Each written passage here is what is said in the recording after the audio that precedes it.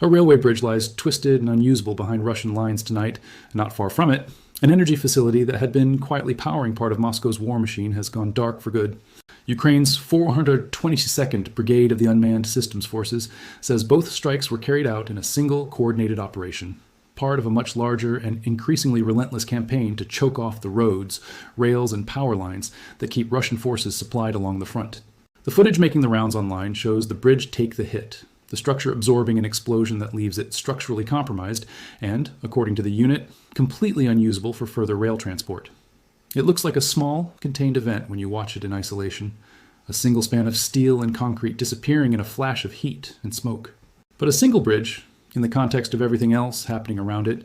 is never really just a single bridge. It is a choke point, an artery, a piece of a much larger circulatory system that Russian forces depend on to move fuel, ammunition, replacement troops, and heavy equipment to the places where this war is actually being fought and decided. To understand why Ukraine keeps targeting infrastructure like this, and why a unit specifically built around unmanned systems is the one doing it, it helps to know a little about who the 422nd actually is. The regiment, which carries the nickname Luftwaffe, traces its roots back to some of the earliest improvised drone operations of this war, when a group of volunteers, technology specialists, and civilians with no formal military background began adapting commercially available drones for reconnaissance and strikes in the opening months of the Russian invasion. What started as a scrappy, largely self-organized effort within a territorial defense brigade in southern Ukraine eventually grew into something far more formal. A dedicated unmanned systems battalion, formally established in the summer of 2024, based in Kryvyi Rih, and folded into the structure of the 17th Army Corps. By the following year, it had expanded further into a full regiment, complete with its own strike group, a dedicated UAV company,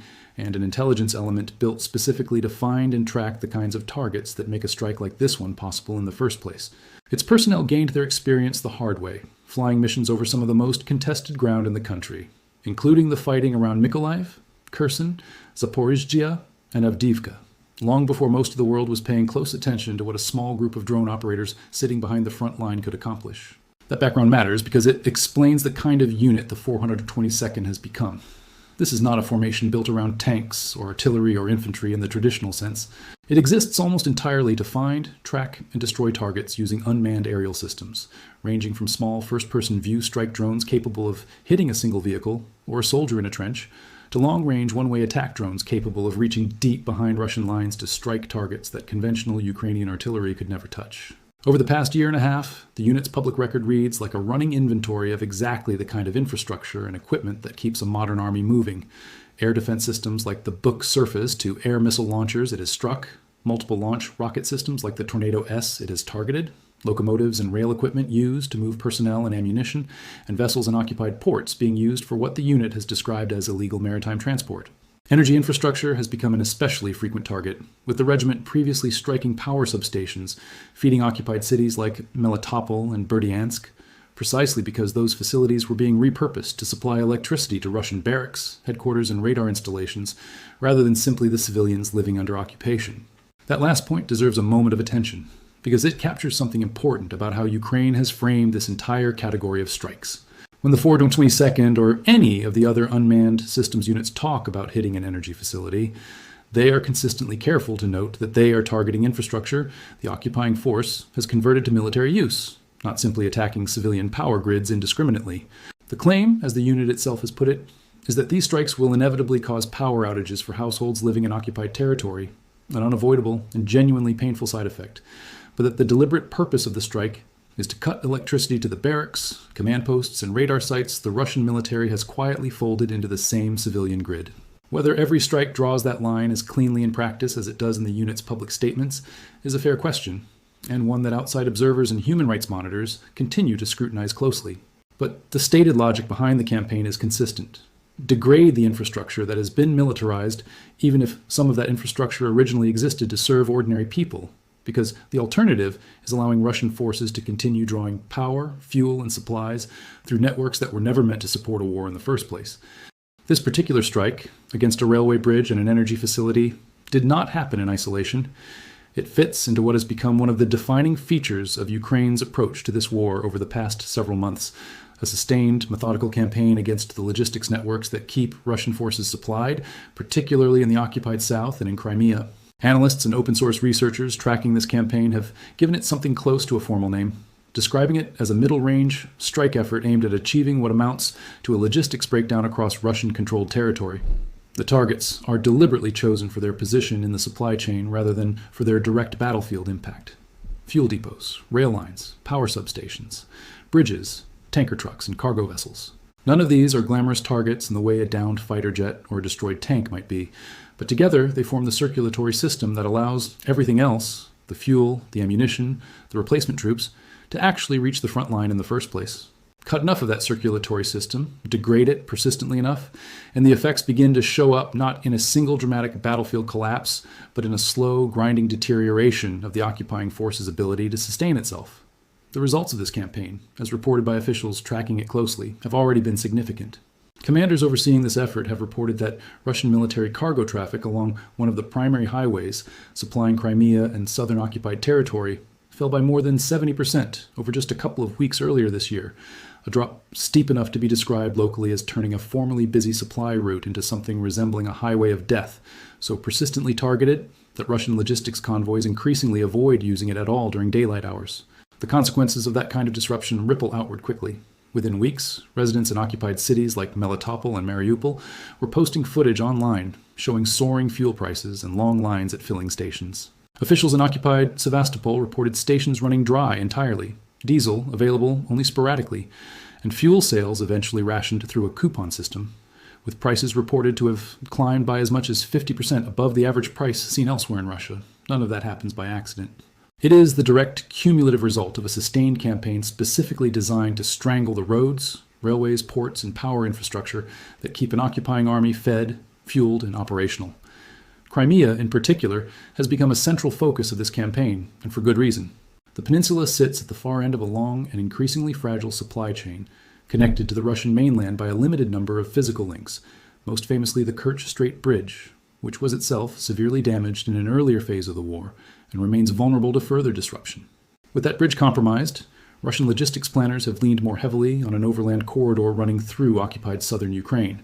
the very highway that has now seen its traffic cut by more than 2/3, as well as on rail links running through the peninsula itself, links that increasingly include exactly the kind of bridge struck by the 422nd in this latest operation. Reports from earlier this summer describe a string of successful strikes against railway infrastructure connecting into Crimea, including an earlier bridge crossing a major canal in the region, described by Ukrainian officials at the time as having effectively ceased to exist after a series of drone strikes. Add to that a parallel campaign against the electrical infrastructure feeding the peninsula, including a major strike against a critical facility receiving power through an undersea cable connection running from the Russian mainland, a link stretching more than 14 kilometers across the Kerch Strait. And the picture that emerges is of a peninsula increasingly cut off, its rail links severed, its road traffic collapsing, and its power supply under sustained and repeated attack. None of this is being carried out by a single unit acting alone.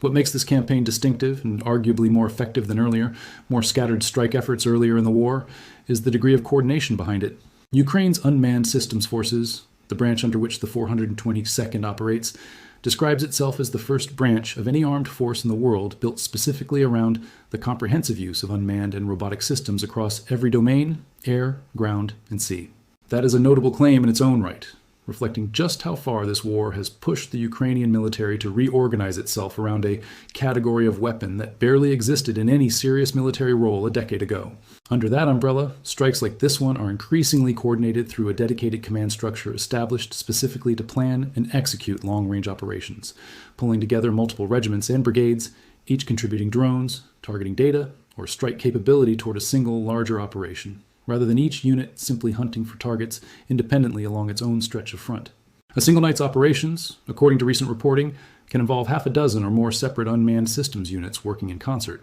striking dozens of individual targets ranging from power substations to radar installations to fuel tankers, all coordinated through this centralized deep strike planning effort. The strike described here, against a railway bridge and an energy facility, sits inside that same architecture, one node among dozens being systematically dismantled on any given night across occupied Ukraine.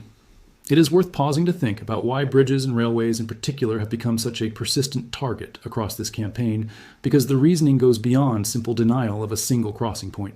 Rail transport remains, even in the 21st century, one of the most efficient ways to move heavy military equipment and bulk supplies over long distances, far more efficient than road transport for anything involving large volumes of ammunition, fuel, or armored vehicles. Russia's occupation of southern Ukraine and Crimea depends heavily on rail links to move exactly that kind of material from the Russian interior down toward the front.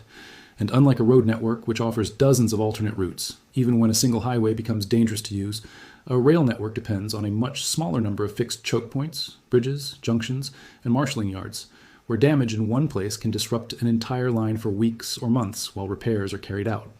Destroying a single bridge, in other words, is rarely just about the bridge itself. It is about forcing an occupying army to either undertake slow, resource-intensive repairs under continued threat of further strikes, or to reroute an enormous volume of military cargo onto already strained road networks that are themselves under constant surveillance and attack, compounding the fuel shortages, delays, and vulnerability already being inflicted through the parallel campaign against highway traffic. The energy facility struck alongside the bridge in this operation fits into that same logic from a different angle. Modern military logistics depend on electricity almost as much as they depend on fuel and ammunition, not just to power barracks and headquarters, but to run the radar systems, communications networks, maintenance facilities, and rail signaling equipment that keep everything else functioning. A power substation feeding a rail junction or a logistics hub is not simply providing convenience lighting.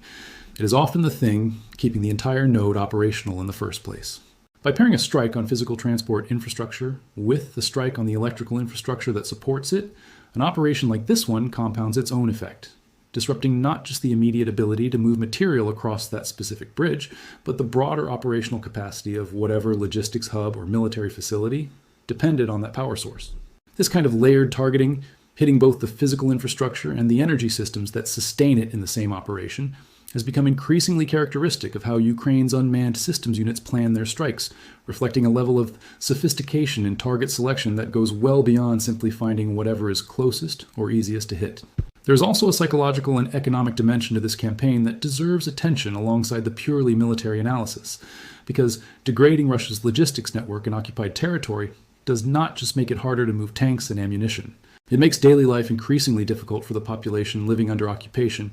and it undermines the sense of normalcy and control that Russian occupation authorities have spent years trying to project in places like Crimea, Melitopol, and Berdyansk. Fuel shortages, rationing, rolling power outages, and rising prices all chip away at the credibility of an occupying administration that has consistently tried to present annexed and occupied territory as stable, prosperous, and firmly under Russian control. When residents in Sevastopol are lining up for rationed diesel and paying 50% more for gasoline than people elsewhere in Russia,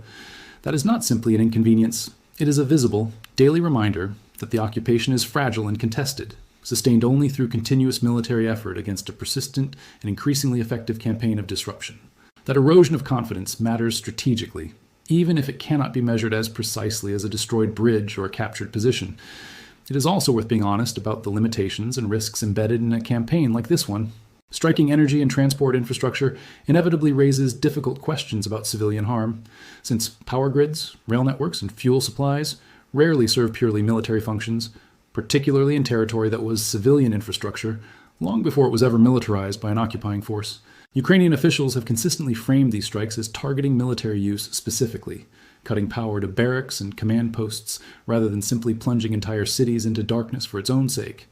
But the reality on the ground is rarely so cleanly separable, and the same substation or rail line often serves both civilian and military purposes simultaneously. This is a tension that runs through much of modern warfare, not unique to this conflict. But it is worth acknowledging directly rather than glossing over, because the residents of occupied Melitopol or Sevastopol experiencing a power outage or a fuel shortage are, whatever the intended military logic, also the same civilians living under an occupation they did not choose, absorbing the consequences of a war being fought around and sometimes through their daily lives. There's also the question of how sustainable and how reversible this kind of damage actually is. Bridges can be repaired, sometimes more quickly than outside observers might expect, particularly when an occupying military places a high enough priority on restoring a critical supply link and is willing to commit engineering resources under difficult and dangerous conditions to do so. Power substations, similarly, can often be repaired or bypassed with mobile generation and rerouted transmission lines, especially for facilities serving relatively small military installations rather than entire population centers. The strategic value of a campaign like this, then, does not come from any single strike being permanently decisive, but from the cumulative, repeated pressure of dozens of such strikes carried out night after night, forcing an opponent into a constant, resource-draining cycle of repair, rebuild, and repair again, never quite able to fully restore the logistics network to the capacity it once had before the campaign began. It is attrition applied not to soldiers or tanks, but to infrastructure itself, and like any attrition campaign, its success depends less on any single engagement than on whether it can be sustained longer than the opponent's capacity to keep repairing the damage. That sustainability question points to something important about how this entire campaign has become possible in the first place, which comes back to the same technological and economic shift discussed in the broader story of Ukraine's unmanned systems buildup. Long-range, one-way attack drones, of the kind increasingly used to strike targets deep inside occupied Crimea and southern Ukraine, are dramatically cheaper to produce than the cruise missiles, manned aircraft, or long-range artillery that would traditionally have been required to reach targets at this kind of distance. Some of the platforms used in this campaign reportedly cost only a few $1,000s to build, with ranges extending well over 100 kilometers, carrying warheads heavy enough to seriously damage a rail bridge, a fuel tanker, or a power substation. That cost structure changes the arithmetic of a sustained infrastructure campaign in a fundamental way. A cruise missile capable of reaching similar targets might cost well over $1 million per unit, a price point that makes repeated, nightly strikes against dozens of targets financially unsustainable for almost any military in the world. A drone costing a few $1,000s, built domestically in growing numbers, makes that same tempo of operations, night after night, dozens of targets at a time, not just possible, but increasingly routine. That shift in cost has downstream effects that go well beyond simple affordability. It means Ukrainian commanders can afford a failure rate that would be unthinkable with more expensive munitions, since losing several inexpensive drones to air defense or electronic warfare on the way to a target is a manageable cost when the alternative would have been risking an expensive missile or, worse, a manned aircraft and its pilot. It also means the campaign can maintain a persistent tempo rather than being reserved for occasional, carefully husbanded high-value strikes, since a defense industrial base capable of producing large numbers of these systems can sustain dozens of strikes a night indefinitely in a way that would be impossible if every strike required drawing down a limited stockpile of exquisite, expensive weapons. Reports describing this campaign's pace, with figures cited around 30 or more targets struck per day along Russian supply lines during particularly intense periods, only make sense in light of that underlying economic shift. This is not a campaign built around a handful of precious, irreplaceable weapons used sparingly for maximum effect. It is a campaign built around abundance, around treating strike capability as something that can be produced at scale and expended relatively freely in pursuit of a slow, cumulative strategic effect. Stepping back from the details of any single strike, what this campaign reveals is a broader evolution in how Ukraine is choosing to fight this war as it grinds into its fifth year. Early in the conflict, much of the international attention focused on dramatic frontline engagements, the battles for cities like Bakhmut, Avdiivka, and Mariupol, or headline-grabbing strikes against high-value targets like warships or command headquarters. What has emerged more recently, through campaigns like the one carried out by the 422nd and the other units operating alongside it, is a quieter but arguably more strategically significant form of warfare. One aimed not at any single dramatic battlefield victory, but at the patient. Methodical degradation of the logistics and infrastructure systems an occupying force depends on to function at all. It is less cinematic than a tank battle, and any single strike, like the one described here against a railway bridge and an energy facility, can look almost mundane when viewed in isolation. But taken together, night after night, target after target, this kind of campaign represents a serious and increasingly effective effort to make continued occupation of Ukrainian territory not just militarily costly, but logistically and economically unsustainable over time, one bridge, one substation, one fuel depot at a time.